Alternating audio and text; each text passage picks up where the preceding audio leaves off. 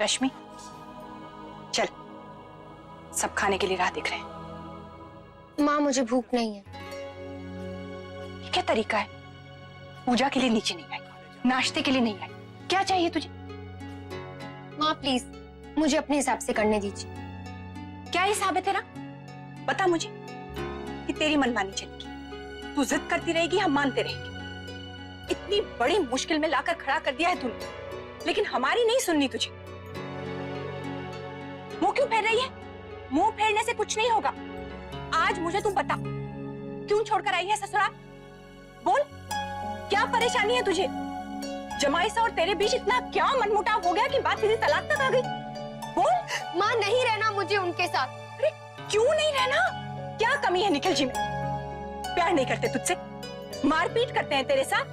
बोल ना, किस बात की लड़ाई है तुम दोनों के बीच? लड़ाई होती तो सुलह होती ना। मुझे उनके तरीके पसंद ही नहीं है, और मैं आपसे पहले भी कह चुकी हूँ कि उनकी लाइफ बहुत अलग है। हर वक्त बिजी रहते हैं, लेकिन दोस्तों और पार्टी करने के लिए उनके पास टाइम है। और मैंने कह दिया कि शॉपिंग के लिए चलो तो कभी नहीं आते, और मुझे पार्टी में आने के लिए कहते रहते हैं। ऐसा घर, ऐसा रिश्ता तो तुझे ही चाहिए था।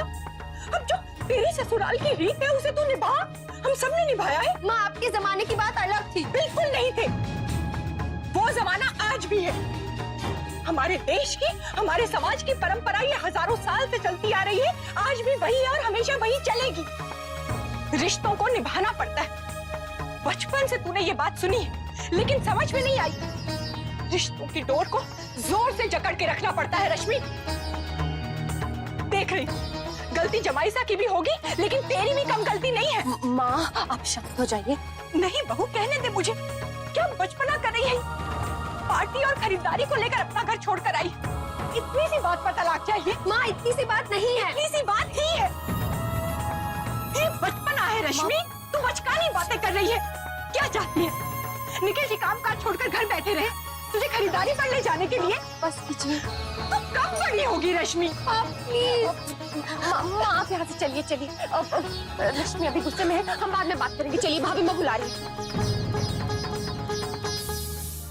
शादी से पहले ही आंटी और निखिल जी दोनों हर बात में रश्मि की पसंद नापसंद पूछते थे। शादी में उनको रस्म रिवाज से बहुत चिढ़ थी, लेकिन फिर भी उन्होंने सब कुछ हमारे हिसाब से किया ना। अगर जिद्दी होते तो कभी नहीं मानते ना। उन्हें जॉब की वजह से फॉरेन जाना पड़ा, लेकिन रश्मि की वजह से वो वापस आए ना, अपनी मनपसंद जॉब छोड़कर। अक्षय तब की बात अलग थी, हो सकता है कि अब वो बदल गए और फिर सारा वक्त तो रश्मि उनके साथ होती। और ऐसी भी क्या नाराजगी है उससे? अखबार में जो बुरी घटनाएं लिखी हैं वैसा कुछ नहीं हुआ है, लेकिन मेंटल टेंशन तो हो ही जाता है ना। आप सही कह रहे हैं नैतिक। जिस शादी को अभी 6 महीने भी नहीं हुए हो, जिसमें सब कुछ इतना अच्छा हो, अचानक से इतनी प्रॉब्लम्स आ जाए कि 2 लोग डिवोर्स तक पहुंच जाए, ये कुछ ज्यादा नहीं है नैतिक? मुझे लगता है दोनों को समझने में थोड़ा वक्त चाहिए। उन्हें एक मौका दीजिए नैतिक। क्या मौका अक्षय? अंकल आंटी भी बस ऐसे ही कह रहे थे। जब बाबूजी ने उनसे कहा कि हमें बच्चों को मिलवा देना चाहिए, उनकी बात करानी चाहिए, तो कहने लगे कि हमारे बेटे का स्वभाव ही अलग है, वो इतनी जल्दी नहीं मानेगा।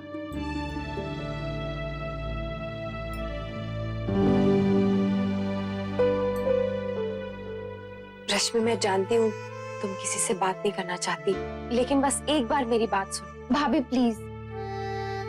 रश्मि तुम जो सोच रही हो मैं तुमसे वो नहीं कहने आई हूँ। आप माँ परेशान थी इसलिए उन्होंने तुम्हें डांट दिया। अब उनसे ज्यादा फिक्र और किसे हो सकती है? वो माँ है, उनका दिल तो तड़पेगा ही ना। अब देखो नक्श कभी रोने लगता है ना तो मैं भी घबरा जाती हूँ। वैसे में उनकी बेटी ने इतना बड़ा फैसला लिया है तो सोचो उनका क्या हाल होता होगा। उन्होंने तुम्हें नाजों से पाला है, तुम उनकी लाडली बेटी हो। नैतिक इसीलिए तो तुम्हारा साथ दे रहे हैं, तुम्हारे बारे में सोच रहे हैं। उनका तो यही कहना है कि डिवोर्स ही एक हल है।